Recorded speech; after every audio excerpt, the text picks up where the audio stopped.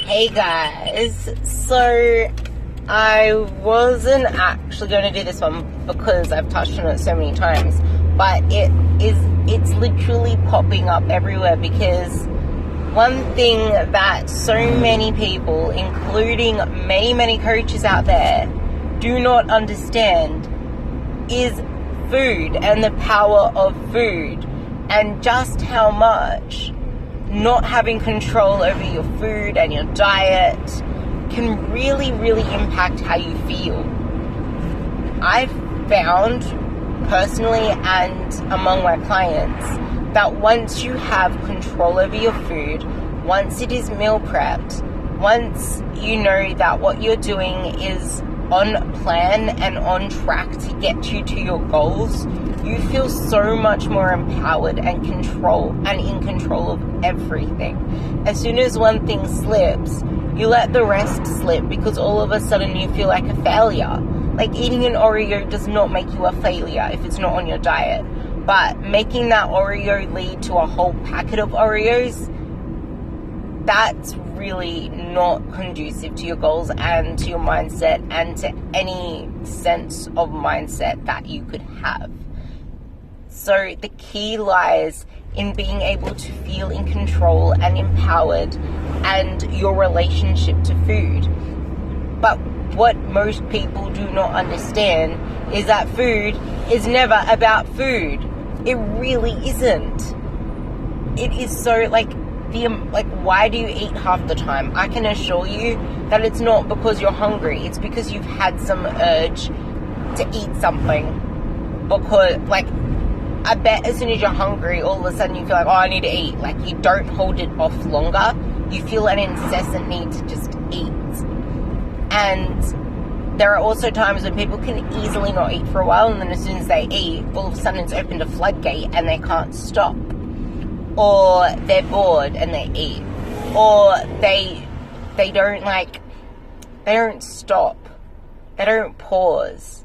They don't give themselves time to really be in the moment and be present in that moment, to physically, in all senses, enjoy the food that they're eating.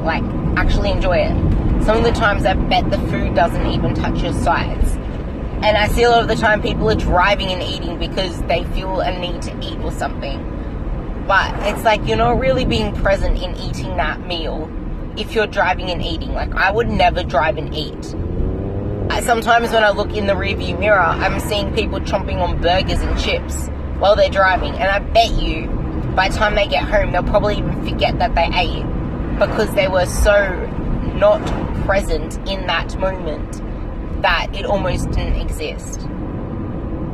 And a lot of the times when you have cravings and sugar cravings and stuff, you treat any sweet meal like it's gonna be in famine the next day. You don't realize that that's always gonna be there, especially if your meal plan allows you to eat that same food every single day. It's gonna be there tomorrow. You don't need to eat the whole packet at once. Knowing that you can have the same food day in and day out helps you not have to overeat and binge on it all at once. But the thing is, a lot of the time, as soon as you start on a diet with a new coach, or when you start on just a new diet in general, and it's completely different from what you're used to, and it's actually allowing foods that you're not used to allowing yourself day in and day out, you might not be used to the fact that, hey, you can actually eat this food every day. So on the first day, maybe first week, you're treating it like a famine because you're so not used to having it every single day. It's oh my God, I finally get to eat this food. I need to finish it all now. But no, you need to get into habit first and realize that it's going to be there every single day. And there's plenty of other options out there for you to enable a balanced approach to your diet, like Diet Coke, chewing gum, Diet Cordial. There's other things that you can have that are sweetened without the calories to tide you by. Or a lot of the time, even for myself, as soon as I finish eating a meal, it's okay, and then even though I'm full, So I always have like a drink, like a bottle of Diet Cordial, or I make myself tea or coffee. If it's after 1 p.m, I don't consume coffee, but I make myself like tea or Diet Cordial to have after I finish my meal. If I need, I'll have some gum and I'm good to go, sort of thing. Like, you need to be able to find out if you want to be that person that gets to, like, satisfy your cravings every day so that you don't have a full-out binge randomly on a day, or be the type that completely abstains from sweet foods and just has what you need to have and wait and like suffer the cravings and wait for the moment when you're not going to be having them anymore, which is pretty much how I went about it all, because I found that when I did have my meals with like the chobani and like the sweet stuff as my snacks, they didn't actually satisfy me. So my meal plan is pretty basic and I'm really happy with it, because I know that I find it much more satisfying than having something that's really sweet and isn't going to tide me by to the next meal. So you need to find what's right for you and log it all. But the worst mistake you can do is try to change your diet too soon. Make sure you try it for at least 3 friggin' weeks. Like, literally. Most of the time I say try it for 4 weeks before you really, really need to change it. Like, if something's not working for you, keep trying it. And if it's really that bad, just give it 2 weeks. At least give it 2 weeks. But if it's not troubling you and it's all working well and it's just that you're getting bored of foods, then change up the way you cook it. Change up the proteins, change up the veggies, change up the fruits. Like, you don't need to have so many different changes to your meal plan. I mean, like, what could there possibly... Like, there's not that many meals you can create out there, but there's many ways you can create the same meals. Like, turn it into a soup, bake it, microwave it, poach it. Like, there's so many different ways that you can create your foods. Dress it differently, spice it differently.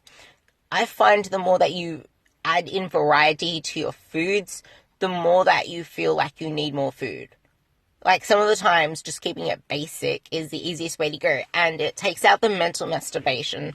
It also takes out a lot of meal prep. Like, if you have so much variety in your foods, imagine just how long it's going to take you in the kitchen to meal prep or to get your foods ready. Like, if you had the same...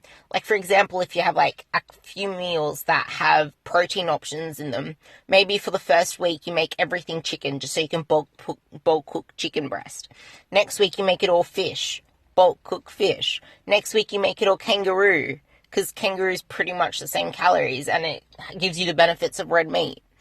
So just play around with if you have low fat options like chicken breast, play around with different low fat options.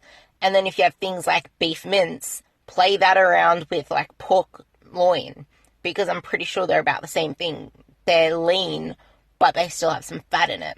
So see what options are available for you to play around with those proteins and just cook it differently and find ways to make it interesting so that you aren't feeling like you're missing out. Because I have the same recipes that I recycle. I really do. I have the same recipes. I recycle them. I cook them differently. I put either lettuce or spinach with them. Like, I alternate those.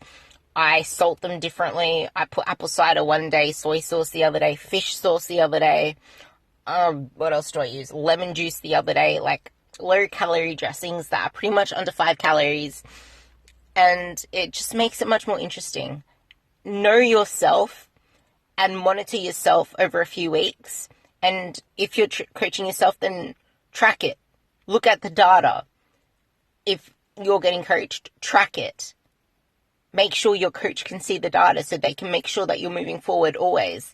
Never struggle and never feel like a failure unless you're not tracking these things, unless you're not being accountable, unless you're not putting it down into words so that you can help yourself and therefore get helped by your coach if you're getting coached, which I'm pretty sure most people are, because it just makes sense. Like, even I'm getting coached. I have someone doing my programming. It takes the mental masturbation out of, am I progressing or not? Because I'm busy too. I have a life. I have a job that is pretty much more than, like, not 24/7. It's more like 100/7. So I'm pretty sure a lot of people out there can relate to always feeling busy and not having time. So that's where the coach can come in to make sure you're moving forward, getting to your body goals and being able to live a life that is the best version of yourself. So make sure that you are collecting this data about yourself and knowing yourself.